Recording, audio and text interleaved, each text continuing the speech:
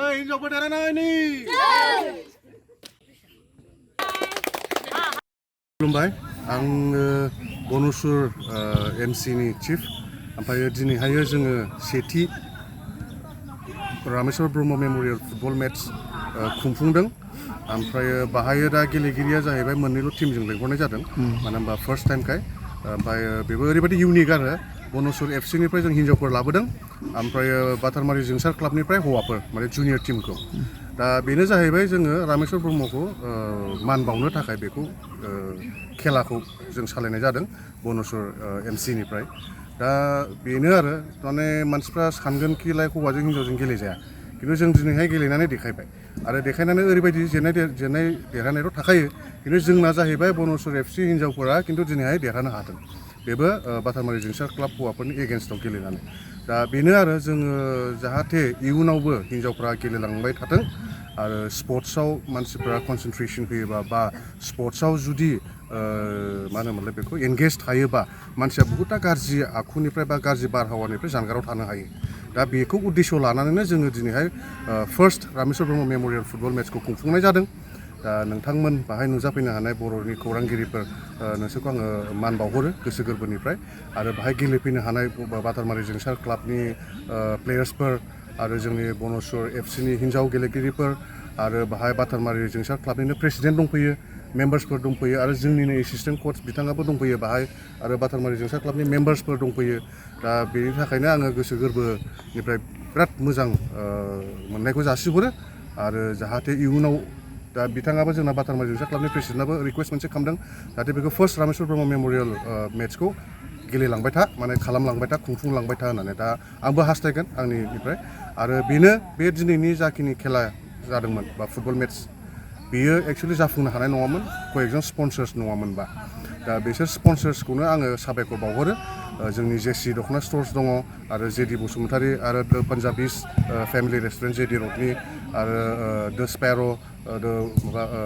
Beauty launch बेयो ओमफ्राय मोनसेया जाहैबाय इउनाइटेड पुनसिलिं एफसि दा बिथांमोनहा जोंखौ स्पन्सर खालामनानै दिनैनि बे हाबाफारिखौ खुंफुंनो हानायाव हेफाजाब होनायखौ आङो आंनि गोसो गोरबोनिफ्राय गोजोननायखौ जासियो football match first Rameshwar Brahma memorial football मेट्चखौ एक्सुवेलि खुंफुंनाया मोनसे बिराद गोनांथार उद्देश्य लानानैसो बाव बेनो जाहैबाय जोंनि बे Bon-Asur एफसिया एक्सुवेलि बिसोरो थिम्फुआव गेलेहैगोन भुटानाव नेसनेल लिगआव गेलेहैगोन बिसोरो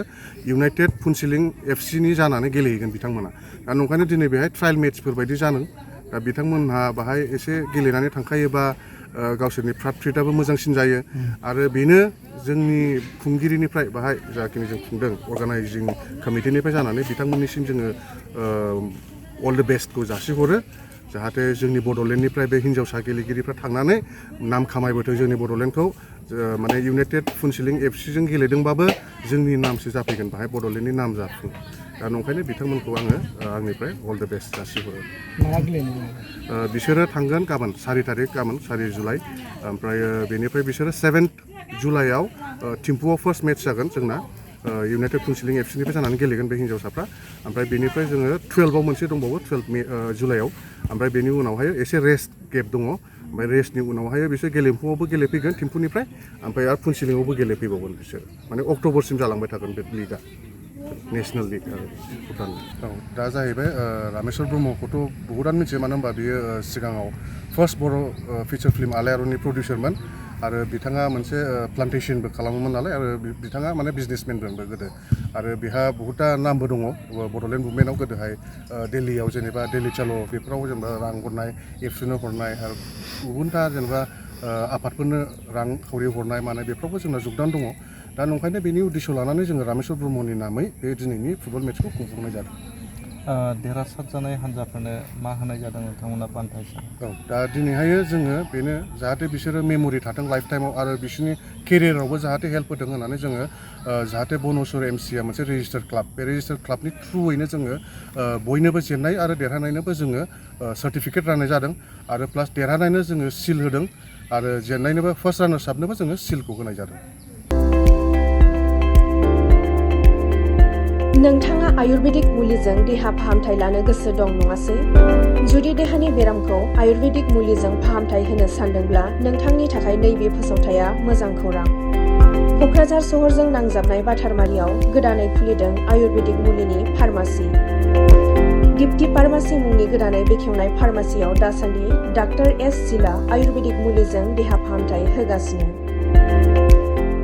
बे फार्मासियाव नोंथांनि देहायाव सिथाबनानै थानाय बेराम जेरै गेस, लिभार, सानाय सुनाय बायदिनि सायाव फाहामथायखौ होगोन।